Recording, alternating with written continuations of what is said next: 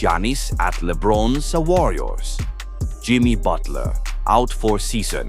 Kuminga, trade rumors. Mga ka-hoops fans, nagliliyab ang NBA rumor mill ngayon.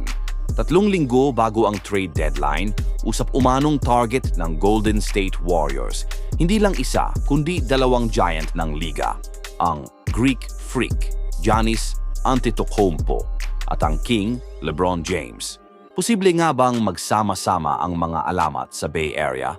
Matapos ang nakaka-shock na balita na out na for the season. Si Jimmy Butler III dahil sa torn ACL, kailangang kumilos ng mabilis ni Joe Lacob. Ayon kay Brett Siegel ng Clutch Points, prioridad na ngayon ng Dubs na i-trade si Jonathan Kuminga.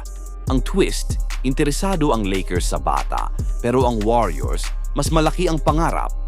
Sa kabilang banda, mukhang malapit na ang divorce ni Giannis at ng Milwaukee Bucks.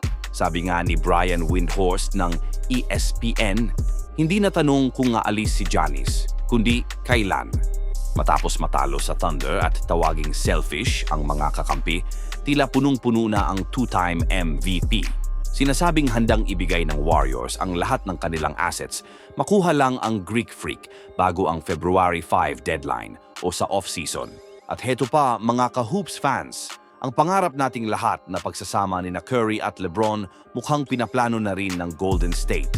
Sa gitna ng tensyon sa pagitan ni LeBron at Lakers Governor Jeannie Buss, lumalakas ang chismis na baka i-waive ng King ang kanyang no-trade clause para lang makasama si Steph bago sila magretiro.